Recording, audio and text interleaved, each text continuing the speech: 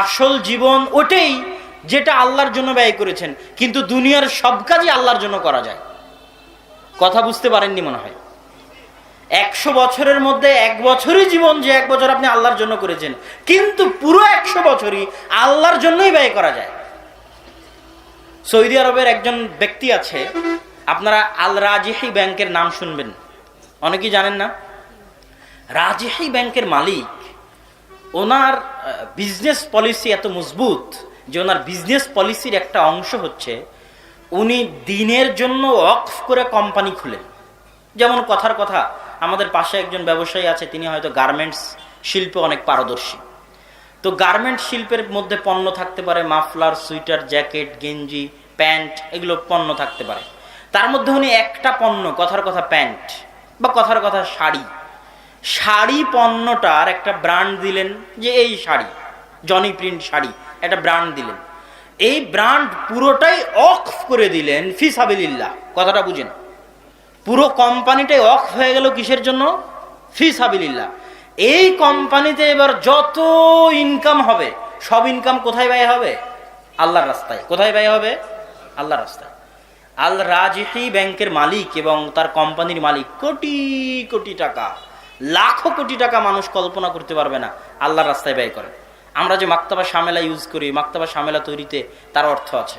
সারা Saudi আরবের বড় বড় শহরে তার অর্থ দিয়ে তৈরি করা মসজিদ আছে। পৃথিবীর বহু শহরে তার দান দক্ষিণা সব কিছু আছে। তাহলে সব সময় বিজনেস যে নিজের জন্য করতে হবে এটা কিন্তু নয়। আপনি একটা বিজনেসের একটা শাখা পুরো আল্লাহর জন্য ওয়াকফ করে দেন, ওই ওয়াকফ থেকে যা ইনকাম আসবে সেই ইনকাম আল্লাহর রাস্তায় ব্যয় হবে। তো সম্মানিত উপস্থিতি, আসল জীবন ওটাই যেটা আল্লাহর জন্য ব্যয় করা হয়, কিন্তু পুরো জীবনটাই আল্লাহর জন্য ব্যয় করা সম্ভব। দুনিয়ার বিষয়ে কিছু আয়াত, আগের আলোচনায় হয়তো কিছু আয়াত ছুটে গিয়ে থাকতে পারে, এখানে কিছু আয়াত আপনাদের সামনে পড়ি। আল্লাহ সুবহানাহু তাআলা বলছেন, ওয়ামাল হায়াতুদ দুনিয়া ইল্লা লাইব ওয়া লাহু, দুনিয়া হচ্ছে খেল তামাশা মাত্র, ধোঁকা মাত্র।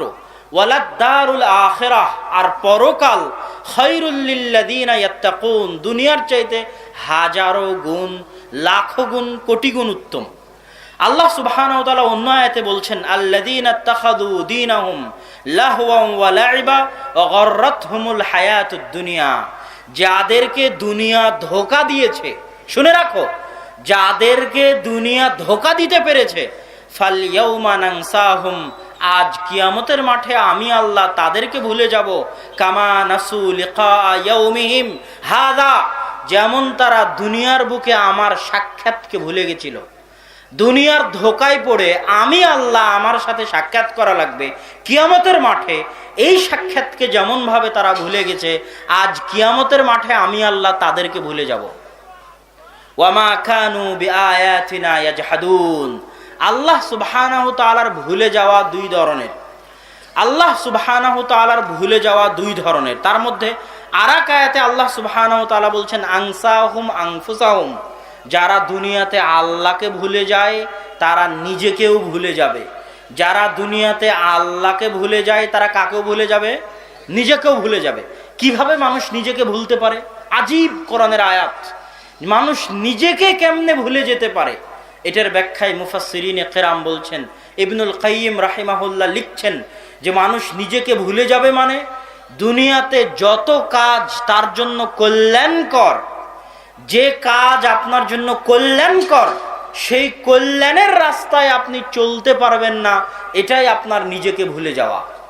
ওই কল্যাণের রাস্তায় চলার তৌফিক আল্লাহ সুবহানাহু তাআলা দিবে না, এটাই হচ্ছে দুনিয়াকে ভুলে যাওয়া। আর পরকাল কি? আবু হুরায়রা রাদিয়াল্লাহু তাআলা আনহু থেকে বর্ণিত, তিনি বলেন, রাসূল সাল্লাল্লাহু আলাইহি ওয়াসাল্লাম বলছেন, পরকাল এমন কিছু, জান্নাত এমন কিছু, আ'দাদতু লিইবাদিয়াস সালিহিন, আমি আমার সৎ বান্দাদের জন্য এমন কিছু প্রস্তুত করে রেখেছি, মা লা আইনুন রাআত, যা চোখ কোনোদিন দেখেনি, ওয়ালা উজনুন সামিআত, কান কোনোদিন শোনেনি, মানুষের অন্তর কোনোদিন কল্পনাও করতে পারেনি। আল্লাহু আকবার। পরের পর্বে আমরা আসি দুনিয়ার শ্রেষ্ঠ মানুষদের অবস্থা। দুনিয়ার শ্রেষ্ঠ মানুষদের মধ্যে দুই একজনের অবস্থা বলে বর্ণনা শেষ করব। তার মধ্যে রাসূল সাল্লাল্লাহু আলাইহি ওয়াসাল্লাম একজন।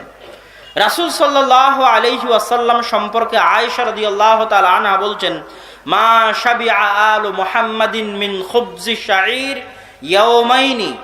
মুহাম্মদ এবং তার পরিবার সাল্লাল্লাহু আলাইহি ওয়াসাল্লাম, মুহাম্মদ এবং তার পরিবার টানা 2 দিন রুটি খেয়েছে শাঈর, টানা 2 দিন জবের রুটি খেয়েছে, এরকম কোনোদিন হয়নি। এমনকি তিনি মৃত্যুবরণ করে নিয়েছেন, কিন্তু কোনোদিন এরকম হয়নি যে টানা 2 দিন জবের রুটি খেতে পেরেছেন। আর এক হাদিসে আয়েশা রাদিয়াল্লাহু তাআলা আনহা বলছেন যে এমনও চলে গেছে, তার হাদিসের বাক্যটা হচ্ছে এরকম যে আবু হুরায়রা রাদিয়াল্লাহু তাআলা আনহু থেকে বর্ণিত, তিনি বলেন যে এমনও গেছে যে আমি মেম্বার এবং আয়েশা রাদিয়াল্লাহু তাআলা আনহার ঘরের মাঝামাঝি জায়গায় পড়েছিলাম। একজন ব্যক্তি আসলো, তার পায়ের ধাক্কা আমার গায়ের সাথে লাগলো। সে মনে করছে আমি পাগল, অথচ আমি পাগল নই, আমি ক্ষুধার জ্বালায় এভাবে পড়েছিলাম। তো এইরকম সাহাবীদের জীবন এবং রাসূল সাল্লাল্লাহু আলাইহি ওয়াসাল্লামের জীবনে অনেক বর্ণনা পাওয়া যাবে, যেগুলো মানুষকে অন্তর প্রশান্তি দিতে পারে যে তাদের মতো বড় ব্যক্তির যদি এই অবস্থা হয়, তাহলে আমরা কত সুখে কত ভালোতে আছি, সেটার জন্য আমাদের আল্লাহ সুবহানাহু ওয়া তাআলার শুকরিয়া আদায় করা উচিত। এবার আমরা আসি, রিজিক জানলাম, দুনিয়ার বাস্তবতা জানলাম, কে বোকা কে বুদ্ধিমান সেটা জানলাম, পরকালের সাথে দুনিয়ার তুলনা দেখলাম। এবার আমাদের আলোচনা, রিজিক কি আমাদের হাতে? রিজিক যদি আমাদের হাতে না হয়, তাহলে আমরা কি ঘরে বসে থাকবো? এই 2টা প্রশ্নের উত্তর এই পর্বে আলোচনা করব। রিজিক যদি আমাদের হাতে হতো, একটা উদাহরণ দেখেন, একজন মানুষ যার একটা টাকাও নাই, সে কুরবানির দিনে গোশত খেতে পায়। আর একজন মানুষ যে কোটি টাকার মালিক, সে একদিনও গোশত খেতে পায় না।